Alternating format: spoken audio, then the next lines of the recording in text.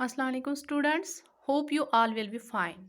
Today we are discussing about the respiration in animals. There is a large variety of the animals in this world. Different animals respire through different methods. कुछ animals ऐसे हैं जो skin के ज़रिए respiration करते हैं, कुछ animals ऐसे हैं जिनमें स्पेशल सिस्टम है फॉर रेस्पिरेशन, कुछ एनिमल्स ऐसे हैं जिनमें गिल्स के ज़रिए रेस्पिरेशन होती है, लेकिन कुछ एनिमल्स ऐसे हैं जिनमें स्पाइरिकल्स के ज़रिए रेस्पिरेशन होती है। ठीक है, अगर हम बात करेंगे यूनिसेलुलर ऑर्गेनिजम्स की,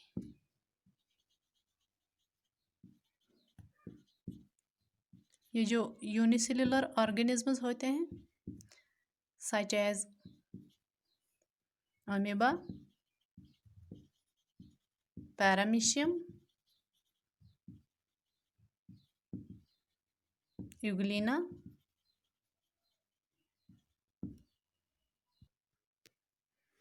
एटसेट्रा। इनमें होता क्या है?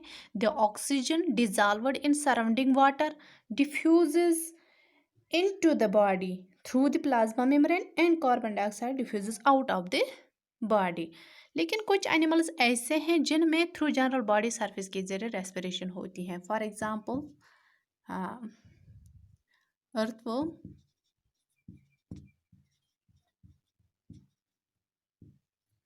लीच्स, अर्थवर्म्स, लीच्स एटसेट्रा। इनमें रेस्पिरेशन होती है through general body surface, general body surface. इनमें जो स्किन होती है वो बहुत ही मॉइस्चर होती है and is richly supplied with the blood capillaries. इनमें ब्लड कैपिलरीज बहुत ज़्यादा होती है।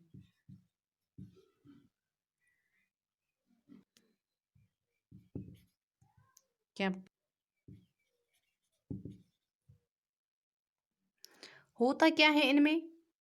Oxygen diffuses through the cells of the skin and carbon dioxide leaves by diffusing out from the same cells।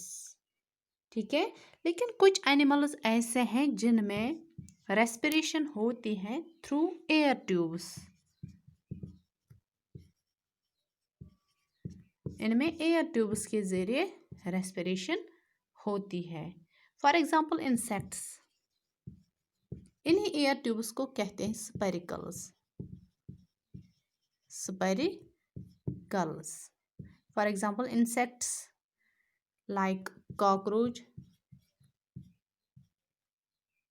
cockroaches and grasshoppers,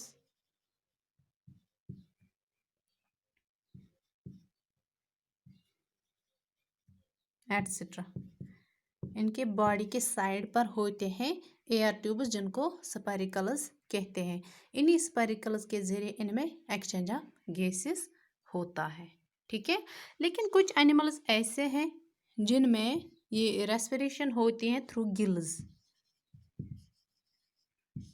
for example fish, ये जो fishes होते हैं इनमें गिल्स प्रेजेंट होते हैं।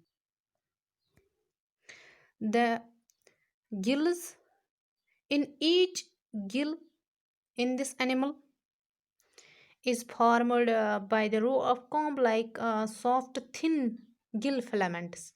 These are richly supplied with the blood capillaries. In fish, water constantly enters into the mouth and then flows between the gill filaments. The blood absorbs oxygen from the water and releases carbon dioxide through the walls of the gill filaments। लेकिन कुछ animals ऐसे होते हैं जिनमें respiration होती है through lungs. For example man, birds, इनमें respiration होती है थ्रू लंग्स। ठीक है, लेकिन ये जो फ्रॉग्स होते हैं इनमें रेस्पिरेशन होती है through skin as well as through lungs. जब ये पानी में होते हैं तब इनमें रेस्पिरेशन होती है थ्रू स्किन के ज़रिए, लेकिन जब ये लैंड पर आ जाते हैं तब इनमें रेस्पिरेशन होती है through lungs. This was all about the respiration in animals. शुक्रिया।